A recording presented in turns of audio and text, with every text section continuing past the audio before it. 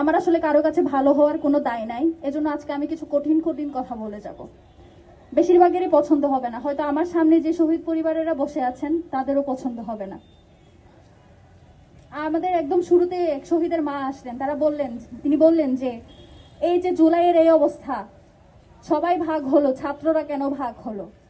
আপনাদের জ্ঞাতার্থে আমরা জানিয়ে যাই, ওনার ছেলে কোনো ছাত্র ছিল না। ওনার আক্ষেপ যে ওনার ছেলে কোনো ছাত্র না হওয়ার কারণে তিনি এখনো বিচার পান নাই। কিন্তু এই জুলাই গণঅভ্যুত্থানে হাসিনা সরকার আসলে কাউকে কে কি করে সেটা দেখে মারে নাই। এখানে যেমন আমাদের শহীদ শান্ত আছে, শহীদ ওয়াসিম আছে, আমাদের যেমন শহীদ শুভ আছে, তেমনি একদম এলিট ক্লাস থেকে শুরু করে আমাদের হিন্দু শহীদ রিয়াগুব, আমাদের দীপ্ত দে, আরো কত কত শহীদ আছে। এখানে আসলে খুনি হাসিনা কাউকে দেখে দেখে বেছে বেছে মারে নাই। তার সামনে ছিল যে কাকে মারলে এই বাংলাদেশে তার বিরুদ্ধে যে দাঁড়ায় সেই কণ্ঠটাকে রোধ করা যাবে। এই যে আপনারা বলেন যে জুলাই কেন হারিয়ে গেল, এই জুলাই কেন হারিয়ে গেল বলা প্রশ্নটার মধ্যে আসলে সমস্যা আছে।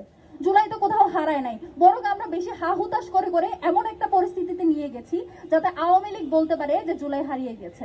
আপনারা দেখবেন ফেসবুকে ঢুকলেই যে কোনো একটা কমেন্ট বক্সে, সেটা সোশ্যাল মিডিয়ার যে কারো একটা সাইট হোক, কোনো একজন নেতার ফেসবুক পেজ হোক, কোনো একজন অ্যাক্টিভিস্টের ফেসবুক পেজ হোক, কিংবা কোনো একটা সংবাদ মাধ্যমের কোনো একটা ফেসবুক পেজ হোক, সেখানে আপনারা দেখবেন যে খুনি হাসিনা তারা যে পালিয়ে গিয়েছে, দেশ থেকে শত শত কোটি টাকা নিয়ে গিয়েছে, সেই টাকাগুলো তারা কোথায় ইনভেস্ট করেছে?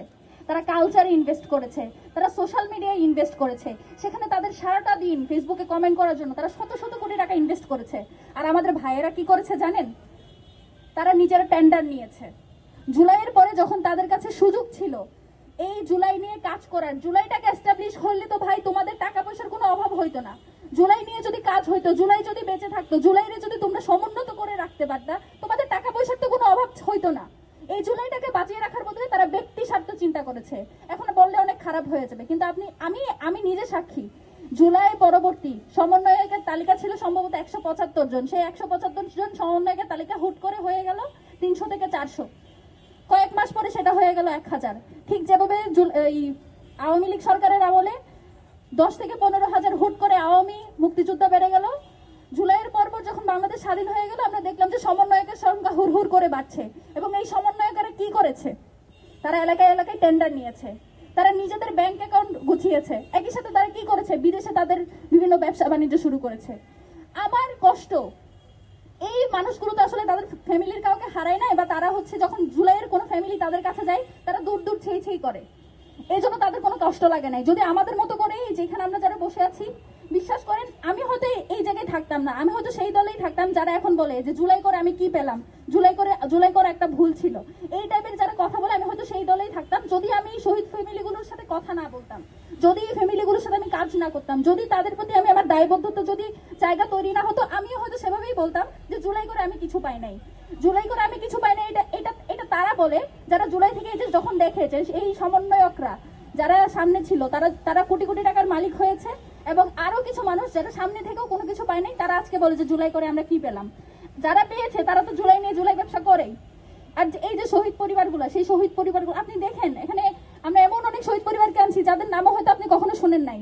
আপনারা দুই একজন এলিট বা দুই একজন যে আলোচিত শহীদ, তাদের বাইরে হয়তো আপনারা তাদের নামও শোনেন নাই। সেই সকল শহীদ পরিবারগুলো কিন্তু এখানে আছে, আপনারা তাদের দিকে তাকান, তাদের জীবনমান কি ধরনের সেটার দিকে আপনারা তাকান। এই যে বলে যে জুলাই বিক্রি করে অনেক অনেক টাকা হয়েছে, জুলাই শহীদ ফ্যামিলিগুলো লাভবান হয়েছে, আপনারা এই ফ্যামিলিগুলোর দিকে তাকান, তাকাই বলেন তাদের কি লাভ হয়েছে।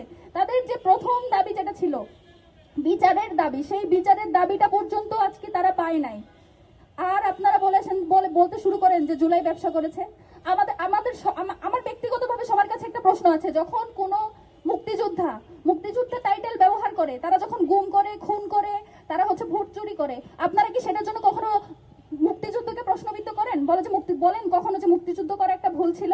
তাহলে এই যে এই লোকগুলো জুলাই নিয়ে কাজগুলো করলো, সেগুলোর জন্য আপনারা কেন বলেন যে জুলাই করা ভুল ছিল? আমাদের শহীদদের তো কোনো ভুল ছিল না।